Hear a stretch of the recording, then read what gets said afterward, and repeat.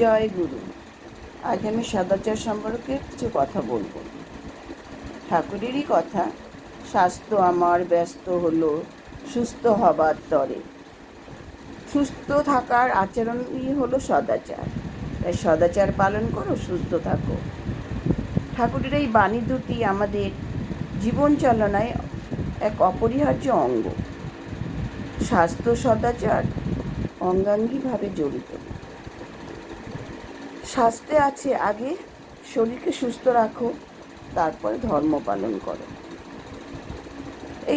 এই সদাচার তিন প্রকার: শারীরিক সদাচার, মানসিক সদাচার, আধ্যাত্মিক সদাচার। ব্যাধি জড়ার হাত থেকে শরীরকে রক্ষা করাই হলো শারীরিক সদাচার।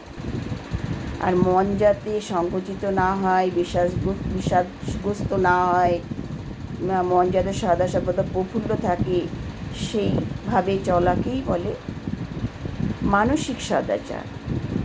আর আপুরয় মন বৈশিষ্ট্য পালি প্রিয় পরমের প্রতি শ্রদ্ধা, ভক্তি, ভালোবাসা, তার আনুগত্য এবং তার নির্দেশগুলি অনুশীলন করা, তার দুবেলা প্রার্থনা করা, নাম জপ করা, ভোরবেলা ইষ্টভীতি অর্পণ করা, এগুলো হচ্ছে আমাদের আধ্যাত্মিক সদাচার। এবার ধর্ম হচ্ছে অন্যে বাঁচায় নিজে থাকে, ধর্ম বলে জানিস থাকে। ধর্ম কথাটি এসেছে ধী ধাতু থেকে। ধী কথার অর্থ ধারণ, পালন ও বর্ধন। অস্তিত্বকে যা ধরে রাখে সংবর্ধনের সাথে, তাই ধর্ম। ধর্ম কখনো ভিন্ন হয় না।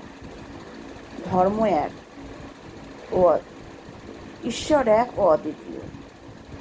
যত মত তত পথ হতে পারে, কিন্তু ধর্ম কিন্তু এক।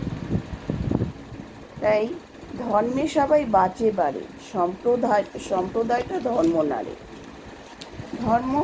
ধর্ম কোনো জাত হয় না, ধর্মের কোনো জাত হতে পারে না। হিন্দু ধর্ম, মুসলমান ধর্ম, খ্রিস্টান ধর্ম, বৌদ্ধ ধর্ম ইত্যাদি কথা আমার মতে ভুল। বরং ও সবগুলো হচ্ছে মত। জয় গুরু। আমার এই কথাগুলো যদি ভালো লাগে তাহলে লাইক, শেয়ার ও কমেন্ট করে আমাকে জানাবেন।